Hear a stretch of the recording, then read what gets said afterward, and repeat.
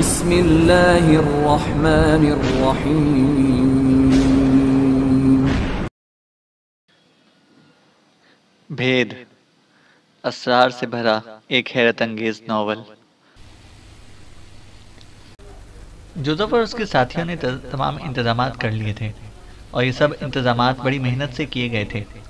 درختوں کے پتوں اور چھال کی مدد سے انہوں نے برتن بنائے تھے جن میں جنگلی پھل محفوظ کیے گئے تھے۔ بہت سے جانور شکار کیے گئے اور ان کا گوشت خشک کر لیا گیا۔ ان تمام چیزوں کے بنڈل بنا لیے گئے اور چھال کی رسی بنا کر ان سے باندھ دیے گئے۔ پانی کے لیے سب سے زیادہ محنت کی گئی تھی، اور درختوں کے موٹے موٹے تنوں کو ہول بنا کر ان میں پانی بھرا گیا تھا۔ حالانکہ ہرمیت سنگھ نے جوزف سے کہا تھا، پانی کے سلسلے میں اس قدر محنت بیکار ہے جوزف۔ ظاہر ہے ہم لوگ دریا کے کنارے سفر کریں گے اور پانی ہمیں آسانی سے ملتا رہے گا۔ میں جانتا ہوں ہرمیت، مگر جن حالات کا شکار ہو چکا ہوں اس نے مجھے دہشت زدہ کر دیا ہے۔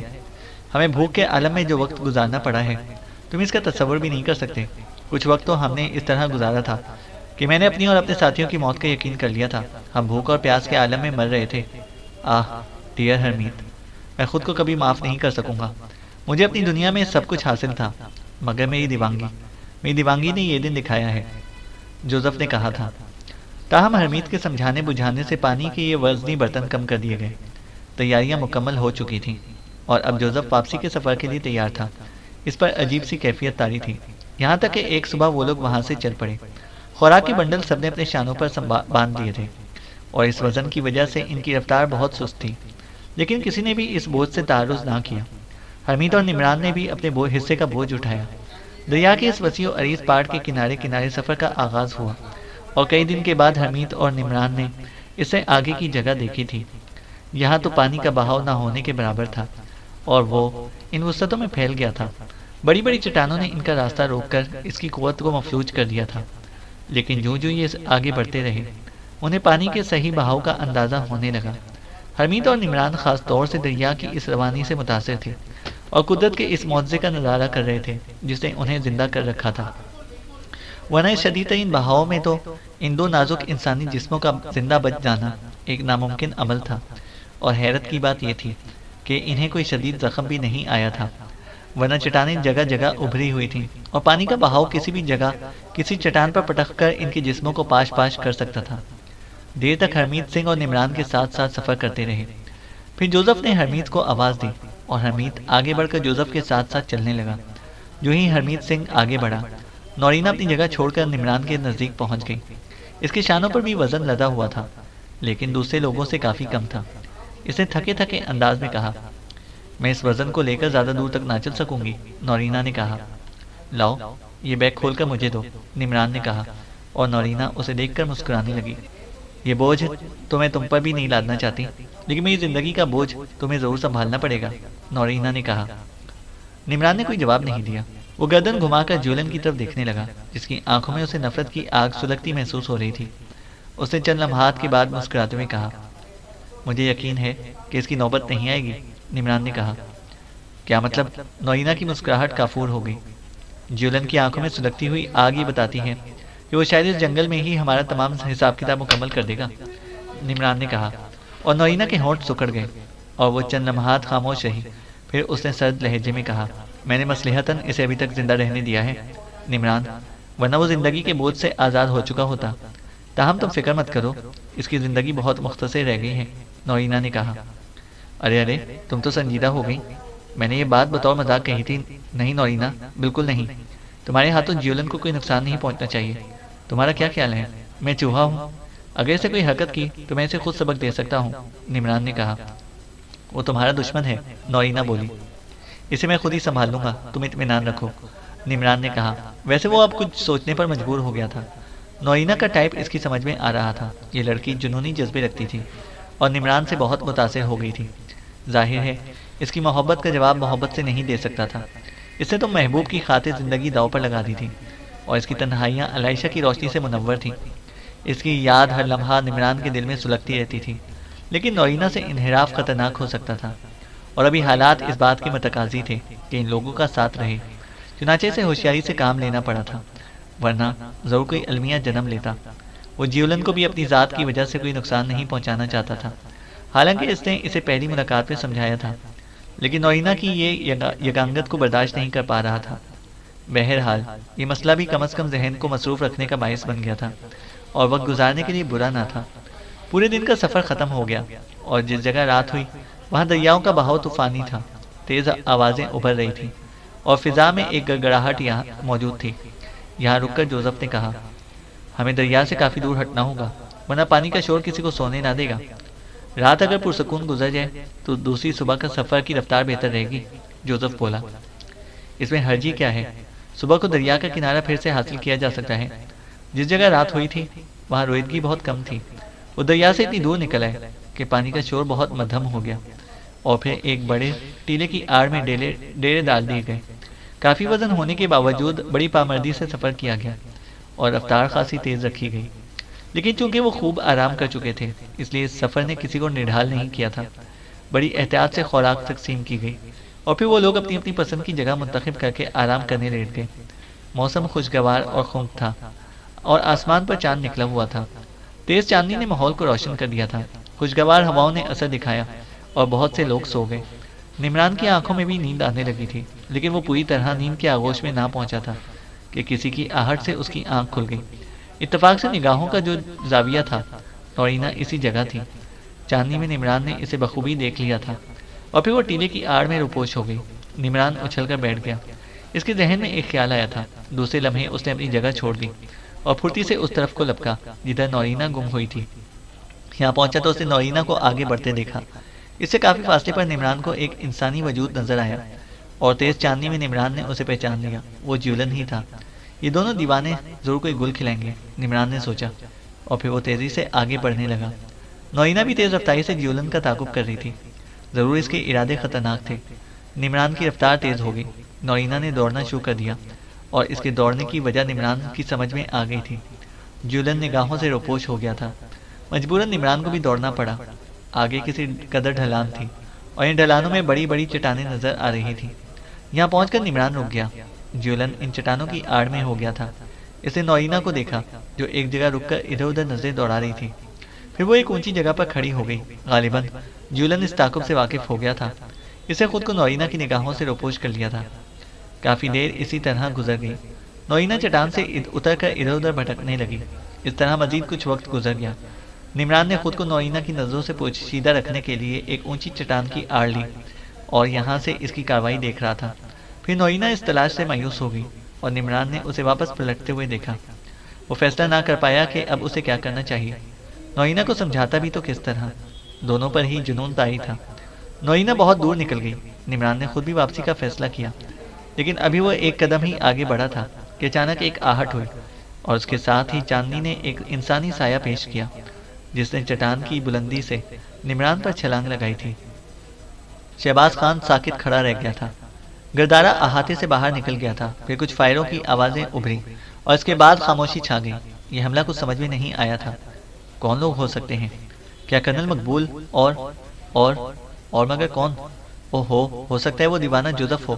اسے کہیں سے ہتھیار مل گئے ہوں اور اس نے جنون کے عالم میں بستی پر حملہ کر ڈالا ہو۔ مگر یہ ایک بدترین سانحہ ہوگا۔ ان لوگوں کی تعداد ہی کتنی ہے اور مقابلے پر یہ پوری بستی ہے جو انہیں بھون کر رکھ دے گی۔ خوف یہ تھا کہ اس کے بعد ان لوگوں سے بھی کوئی رعایت نہیں برتی جائے گی جو قیدی ہیں۔ سردار تاشی انہیں ایک ہی سمجھتا ہے۔ جو لوگ اس کے ہاتھ لگ گئے تھے وہ انہی سے اپنے ساتھیوں کے نقصان کا بدلہ لینا چاہتا تھا۔ یہ اندازہ لگائے بغیر کہ یہ لوگ سندھانیوں پر گولی چلانے کے مجرم بھی تھے یا نہیں۔ بھاگ دوڑ مسلسل جاری رہی تھی، لیکن اب گولیاں نہیں چل رہی تھیں۔ شہباز اپنی جگہ کھڑا انتظار کرتا رہا۔ پھر وہ اس احاطے سے باہر نکل آیا۔ سندھانی اپنی زبان میں چمگوئیاں کر رہے تھے۔ شہباز قیدیوں کے احاطے کی طرف چل پڑا۔ یہاں صورتحال اور خراب نظر آئی۔ بہت سے سندھانی شروق اور اس کے ساتھیوں پر بندوقیں تانے کھڑے تھے اور ان لوگوں کی حالت خراب تھی۔ سندھانیوں نے شہباز کو بھی پہچان لیا اور پھر اسے دھکے دے کر دوسرے قیدیوں کے درمیان پہنچا دیا۔ پروفیسر حاتم شہباز کی طرف کھسک کر آیا۔ کیا ہوا پروفیسر؟ شہباز نے سوال کیا۔ شروق کا ایک ساتھی احاطہ کود کر فرار ہو گیا۔ سندھانی اس کے پیچھے گئے ہیں، پروفیسر نے بتایا۔ یہ اسی کا ہنگامہ ہے؟ شہباز نے پوچھا۔ ہاں، اسے فرار ہوتے دیکھ لیا گیا ہے۔ ان لوگوں نے اس پر گولیاں بھی چلائیں۔ پتہ نہیں بیچارہ زندہ بھی رہا یا کام آ گیا، پروفیسر نے کہا۔ شہباز خاموش ہو گیا۔ صورتحال بھی بڑی مخدوش ہو گئی تھی۔ وہ جانتا تھا کہ شروق اور اس کے ساتھی بہت خوفزدہ ہو گئے ہیں۔ فطری بات تھی۔ سندھانی انہیں ان کے انجام سے آگاہ کر چکے تھے۔ بظاہر کوئی امید نہیں تھی۔ شہباز خان احاطے میں ایک امید کے ساتھ رک گیا تھا۔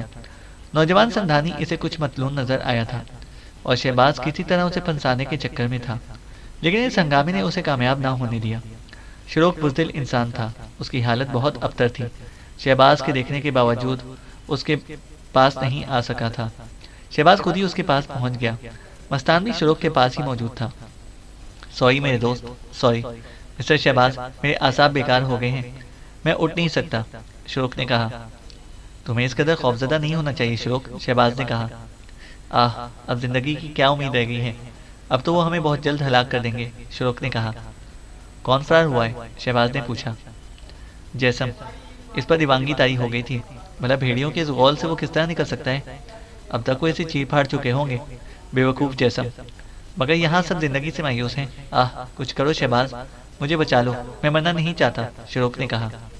شہباز نے کوئی جواب نہ دیا۔ ان حالات میں کوئی احمقانہ بات کر بھی نہیں سکتا تھا۔ کیا کہتا؟ حالات واقعی ناگفتہ بے تھے۔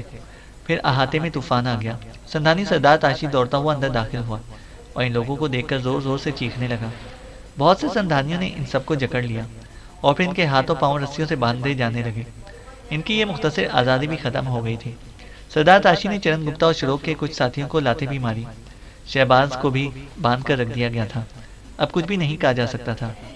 شر، مستان نے شہباز کو مخاطب کیا اور شہباز چونک کر اسے دیکھنے لگا۔ مستان نے اس کے بعد کچھ نہیں کہا تھا۔ کیا بات ہے مستان؟ شہباز نے کچھ دیر انتظار کرنے کے بعد پوچھا۔ نو شر، کچھ نہیں، مستان نے گردن جھکا لی۔ شہباز اسے دیکھتا رہا۔ بیچارہ مستان مفت میں مارا جا رہا تھا، اسے تو خزانے سے دلچسپی بھی نہیں تھی، وہ تو ان کی مروت میں یہاں آ پھنسا تھا۔ وقت گزرتا رہا، یہ پتہ نہیں چل سکا کہ جیسم کا کیا انجام ہوا۔ تمام لوگ رات بھر جاگتے رہے، پھر صبح ہو گئی۔ سندھانی اپنے معمولات میں مصروف نظر آ رہے تھے، لیکن ان لوگوں کے ساتھ اب ان کا رویہ بہت سخت ہو گیا تھا۔ دن کے 10 بجے کا وقت ہوگا کہ شہباز نے گردارہ کو احاطے میں داخل ہوتے دیکھا۔ اس کی نگاہیں ادھر ادھر کچھ تلاش کر رہی تھیں۔ پھر شہباز خان کو دیکھ کر وہ اس کی جانب بڑھا اور گھٹنوں کے بل بیٹھ کر اسے شہباز خان کی بندشیں کھول دیں۔ سوری مائی ڈیئر، مجھے فرصت ہی نہ مل سکی، تمہاری خبر گیری کرتا۔ میں تو سمجھا تھا کہ شاید تم اس افراتفری سے فائدہ اٹھا کر اس شخص کی طرح نکل گئے ہوگے جو ہم لوگوں کے درمیان سے فرار ہو چکا ہے۔ شہباز خان نے اپنی کلائیوں کو مسلتے ہوئے کہا۔ نہیں مسٹر گردارہ، میں نے پہلے بھی کہا تھا کہ تمہاری ثقافت کے نقش میرے ذہن میں اس قدر گہرے ہو گئے ہیں کہ تمہارے بارے میں اس انداز سے میں نہیں سوچ رہا جس انداز سے دوسرے لوگ سوچ رہے ہیں۔ میں تمہارے بارے میں مزید تحقیق چاہتا ہوں۔ جس شخص نے یہاں سے فرار ہو کر دوسروں کو عذاب میں گرفتار کرا دیا ہے، میں اسے بھی مجرم نہیں گردانتا۔ موت کے خوف نے اسے اس حد تک قدم اٹھانے پر مجبور کیا تھا، اور جو کچھ تم نے اس کے بعد کیا اس سے بھی مجھے اختلاف نہیں ہے، کیونکہ ظاہر ہے کہ تمہارے اپنے کچھ نظریات ہیں، شہباز خان نے کہا۔ گردارہ عجیب سی نظروں سے شہباز خان کو دیکھنے لگا، پھر اس نے کہا، آؤ میرے ساتھ، میں اپنی ضمانت پر تمہارے لیے آسانیاں فراہم کر سکتا ہوں، لیکن ابھی ان لوگوں کو آزاد کرانا میرے بس کی بات نہیں ہے۔ سردار تاشی انتہا پسند آدمی ہے اور اس کے نظریات مجھ سے بالکل مختلف ہیں۔ بہرطور یہ باتیں بعد میں ہوتی رہیں گی، آؤ یہاں سے نکلتے ہیں۔ ان لوگوں کے ساتھ ابھی مجبوراً سختی جاری رہے گی اس وقت تک جب تک تاشی نارمل نہ ہو جائے۔ شہباز خان نے ایک نگاہ دوسروں کی جانب دیکھا، حالانکہ وہ جس منصوبے پر کام کر رہا تھا اس میں اسے مکمل ناکامی ہوئی تھی، اور اس واقعے کے بعد اس کے امکانات نظر نہیں آ رہے تھے کہ وہ ان لوگوں کے لیے کچھ کر سکے گا۔ لیکن گردارہ بھی اس میں دلچسپی لینے لگا تھا۔ چنانچہ شہباز خان کے ذہن میں پھر ایک امید کی کرن روشن ہو گئی۔ اس کے بعد گردارہ پھر اسے اپنی رہائش گاہ میں لے کر آیا تھا۔ جھونپڑی میں سے کوئی اور نہیں تھا۔ گردارہ نے اسے بیٹھنے کی پیشکش کی اور باہر نکل گیا۔ تھوڑی دیر بعد شہباز خان کے لیے کھانے پینے کی اشیاء لے کر آیا۔ میں کوشش کروں گا کہ دوسرے لوگوں کو بھی کم از کم خوراک ضرور مل جائے گی، بلکہ میں تھوڑی دیر کے بعد ان کے ہاتھ کھلوا دوں گا، لیکن پیر بندھے ہی رہیں گے تاکہ ان کے فرار کا خطرہ دور ہو جائے، گردارہ نے کہا۔ شہباز خان نے کوئی جواب نہ دیا۔ گردارہ پھر بولا، براہ کرم کھاؤ، تم مجھے بہت پسند آئے ہو اور میں تمہیں اپنا دوست تصور کرتا ہوں، گردارہ بولا۔ شکریہ گردارہ، انسانوں سے نفرت کرنا ہم نے بھی نہیں سیکھا، حالانکہ ہماری تمہاری ملاقات عجیب و غریب حالات میں ہوئی ہے، لیکن میں اس عظیم ملاقات سے اور تمہاری معلومات سے بہت متاثر ہوا ہوں۔ یہاں سے فرار کا خیال بھی میرے ذہن میں نہیں آیا۔ چھوڑو ان باتوں کو، آؤ تم بھی میرے ساتھ شریک ہو جاؤ۔ گردارہ نے ایک مہذب انسان کی طرح کھانے میں شہباز خان کا ساتھ دیا اور اسے فراغت حاصل کرنے کے بعد اس نے کہا، کل ہماری گفتگو ادھوری رہ گئی تھی، میں تمہیں اپنے بارے میں بتا رہا تھا۔ بہرطور میں یہاں آیا جیسا کہ میں نے تمہیں بتایا کہ تاشی ان جنگلوں اور ساحلی بستیوں میں لوٹ مار کر کے اپنی بستیوں میں رہنے والوں کا پیٹ بھرتا ہے، لیکن اس کے بعد ہمارا یہ کاروبار بھی ختم ہو گیا۔ پولیس نے بڑے پیمانے پر ریڈ کیا اور ہم لوگوں کو بے شمار کسانوں کا نقصان اٹھانے کے بعد جنگلوں میں پسپا ہونا پڑا، اور ہم نے اندرونی علاقوں میں چھوٹی چھوٹی بستیاں آباد کر لیں، اور اب ہمارے پاس ضروریات زندگی حاصل کرنے کا وہ ذریعہ بھی ختم ہو چکا ہے۔ سلیحری کی ساحلی بستیاں پولیس کی تحویل میں ہیں، ہمارے پاس زندگی گزارنے کے لیے کچھ نہیں ہے۔ یہ سب ننگے بھوکے جانوروں، پھلوں اور پتوں پر گزارا کرتے ہیں، حالانکہ یہ بھی تمہاری طرح انسان ہی ہیں۔ ہمیں بھی اس دنیا میں انسانوں کی طرح جینے کا حق حاصل ہے، لیکن انسان ہی ہم سے یہ حق بھی چھین چکے ہیں۔ چنانچہ یہ سب کارروائی جو ہوئی وہ مہذب دنیا کے انسانوں سے نفرت کا نتیجہ ہے، اور نہ جانے کب تک یہ سب کچھ جاری رہے گا۔ شہباز خان پرخیال نگاہوں سے گردارہ کو دیکھتا رہا، پھر اس نے کہا، ڈیئر مسٹر گردارہ، ان لوگوں کے درمیان تمہاری کیا حیثیت ہے؟ میرے دوست، یہاں حیثیتوں کو کوئی اہمیت نہیں ہے۔ ویسے میں تاشی کا دست راست ہوں، حالانکہ تاشی سے مجھے اتفاق نہیں ہے۔ میں نے بہت سی تجاویز پیش کی ہیں اس دوران، مگر تاشی کہتا ہے کہ مہذب دنیا میں ہمارا کوئی مقام نہیں ہے، اور اگر ہم ان کے درمیان پہنچے تو ہمیں صرف اور صرف موت دی جائے گی۔ میں بھی جانتا ہوں کہ ایسا ہی ہوگا۔ میری دلی خواہش ہے کہ ان جنگلوں کے یہ باسی انسانوں کی مانند زندگی گزاریں۔ ہم لوٹ مار ترک کر سکتے ہیں اگر ہمارے پیٹ بھر جائیں۔ شہباز خان کو یہ سب مناسب وقت نظر آیا تھا جب وہ اپنے مقصد کا اظہار کر سکے۔ اس نے کہا، ان جنگلوں میں تمہارے یہ مسائل کیسے حل ہو سکتے ہیں مسٹر گردارہ؟ ایک ہی ذریعہ ہو سکتا ہے، دولت، اور صرف دولت۔ میں مہذب لوگوں کی طرح زندگی گزارنا چاہتا ہوں۔ ہم ان جنگلوں ہی میں اپنی اس نئی زندگی کا آغاز کر سکتے ہیں۔ کھیتی باڑی اور وہ تمام کام جو مہذب آبادیوں میں کیے جاتے ہیں ان جنگلوں میں بھی ہو سکتے ہیں، لیکن اس کے لیے ہمیں دولت درکار ہے۔ کاش میں ان لوگوں کو بھی مہذب انسانوں کی مانند، یا کم از کم انسانوں ہی کی مانند زندگی گزارنے کا وسیلہ دے سکوں، گردارہ نے کہا۔ شہباز خان بدستور گردارہ کی صورت دیکھ رہا تھا، پھر اس نے آہستہ سے کہا، گردارہ، تم نے یہ نہیں پوچھا کہ ہم لوگ اس جنگل میں کیوں بھٹکتے پھر رہے ہیں؟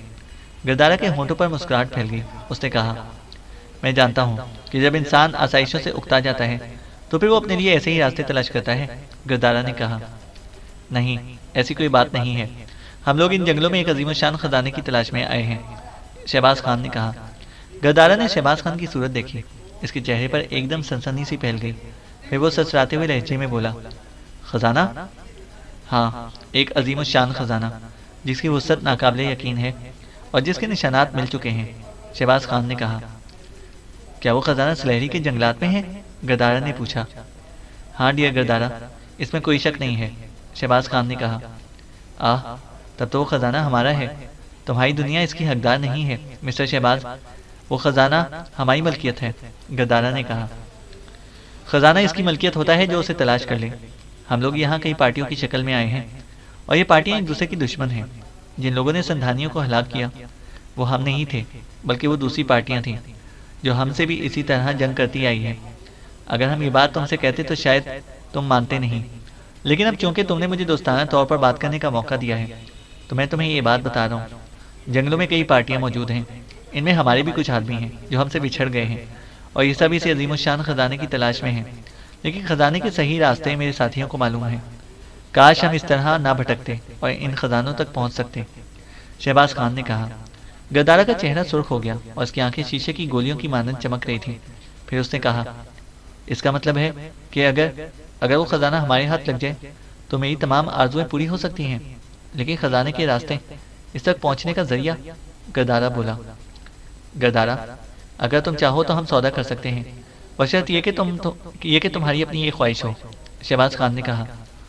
کیسا سودا؟ گردارہ نے پوچھا۔ خزانے تک پہنچنے کے لیے ہمیں تمہاری مدد درکار ہوگی۔ جو دوسری پارٹیاں اس خزانے کی تلاش میں بھٹک رہی ہیں ہم انہیں ناکام رکھیں گے، بشرط یہ کہ ہمارے ساتھ قوت ہو۔ خزانہ حاصل کر لیا جائے گا اور اس کا ایک بہت بڑا حصہ تمہیں دیا جا سکتا ہے۔ اس بات کا یقین کر لو کہ جتنا حصہ تمہیں ملے گا اس سے تم یہاں تبدیلیاں کر سکتے ہو، خزانہ اتنا ہی بڑا ہے۔ گردارہ کے اعصاب کشیدہ نظر آ رہے تھے، وہ شدید جوش کے عالم میں تھا۔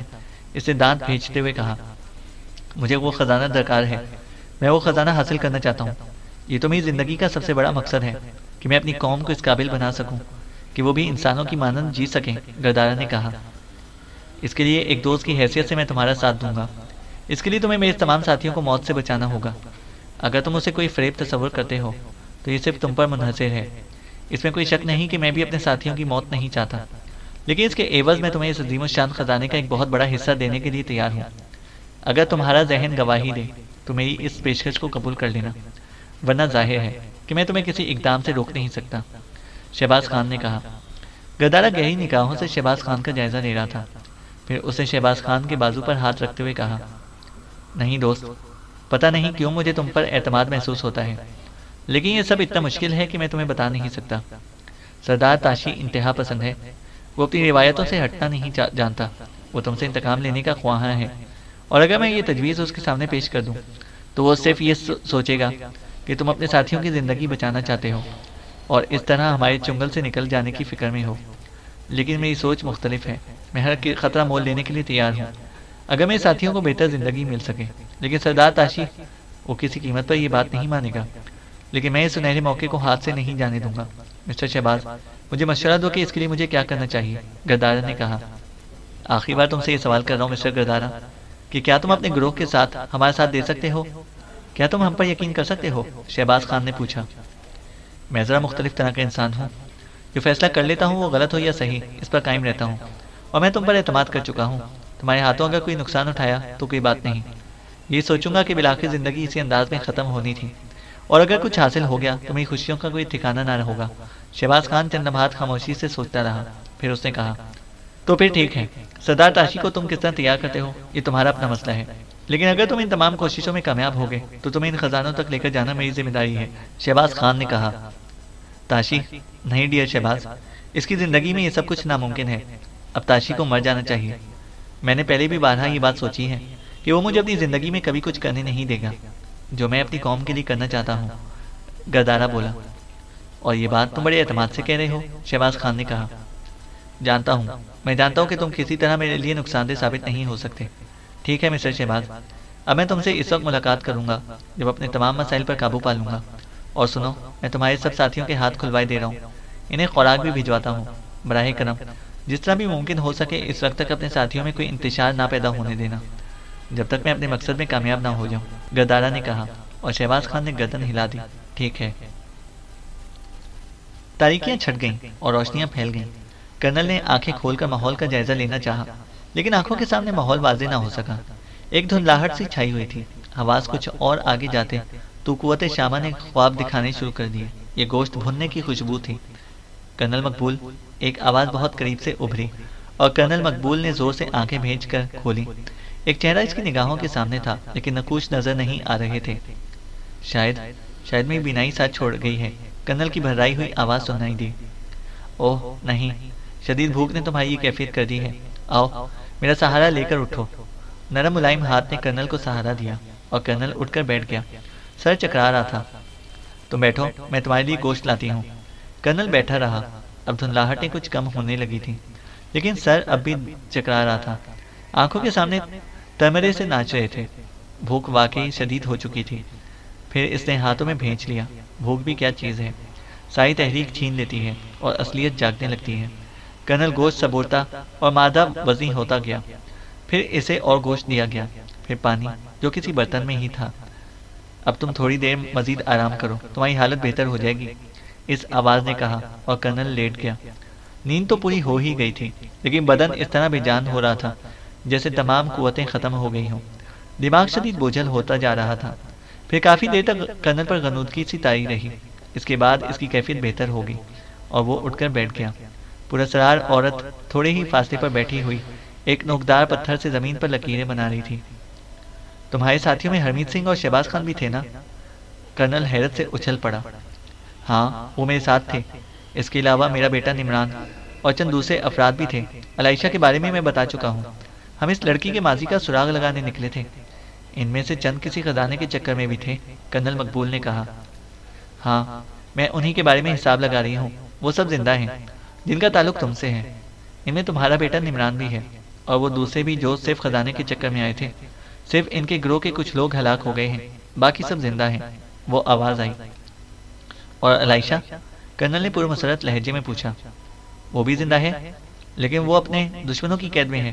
انہوں نے اسے سانپوں کی وادی میں قید کر دیا تھا، لیکن اس کا نام عائشہ نہیں ہے، ششوانہ ہے، اس عورت نے کہا۔ ششوانہ؟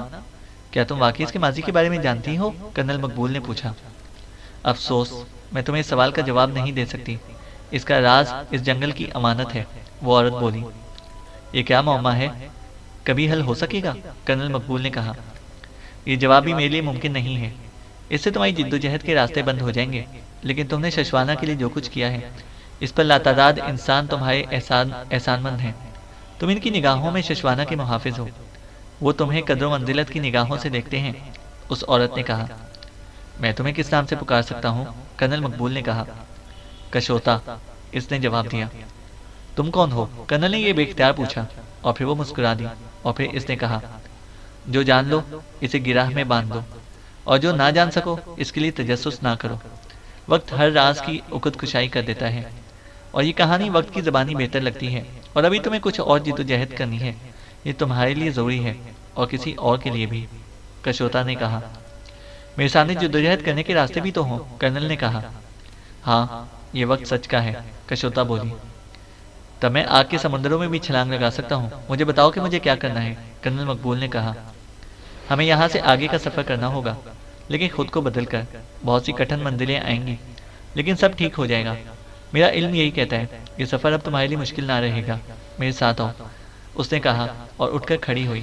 کرنل اس کے ساتھ چل پڑا۔ اس غار میں چلے جاؤ، یہاں تمہارے لیے لباس بھی ہے اور بندوق بھی، جاؤ تیار ہو کر آ جاؤ، اسے ایک چٹانی غار کی طرف اشارہ کر کے کہا جو کچھ فاصلے پر تھا، اور کرنل مقبول خاموشی سے اس کی طرف بڑھ گیا۔ اسے سچائی کو مان لیا تھا، اور ان پراسرار جنگلات کی کہانیاں اس کی سمجھ میں نہیں آ سکتی۔ غار میں ایک عدد شکاری لباس، ایک عدد رائفل اور اس کا میگزین موجود تھا۔ نئے لباس نے کرنل کو نئی زندگی دی، یہ لباس اس کے بدن پر اس طرح آیا تھا جیسے اس کے لیے ہی تیار کیا گیا ہو۔ وہ باہر نکلا تو ایک اور حیرت انگیز منظر اس کا منتظر تھا۔ کشوتا دو گھوڑوں کی لگامیں تھامے کھڑی تھی، اس کا لباس بھی بدل گیا تھا، بال جوڑے کی شکل میں باندھ لیے گئے تھے، اور وہ جدید زمانے کی کوئی عورت معلوم ہوتی تھی۔ کرنل کو دیکھ کر وہ مسکرائی اور بولی، کیا میں تمہاری جدید دنیا کی کوئی فرد نہیں معلوم ہو رہی؟ کشوتا نے پوچھا۔ 100%، لیکن کیوں؟ کرنل مقبول بولا۔ ہمیں جن راستوں پر آگے بڑھنا ہے وہ پر خطر ہیں، وہاں میرا پہچان لیا جانا خطرناک ہوگا، اس لیے میں نے یہ روپ بدلا ہے۔ اب تم ایک شکاری کی حیثیت سے سفر کرو گے، اور اگر ہمارے لیے کوئی مشکل پیش آئے تو یہ کہو گے کہ تم ایک شکاری ہو اور جنگل میں راستہ بھٹک گئے ہو، کشوتا نے کہا۔ ٹھیک ہے، کرنل مقبول نے گردن ہلا دی، اور کشوتا اسے اشارہ کر کے گھوڑے کی طرف بڑھ گئی۔ چینل کو سبسکرائب کریں اور بیل آئیکن کو پریس کریں تاکہ ہماری ہر اپڈیٹ آپ کو بر وقت مل سکے۔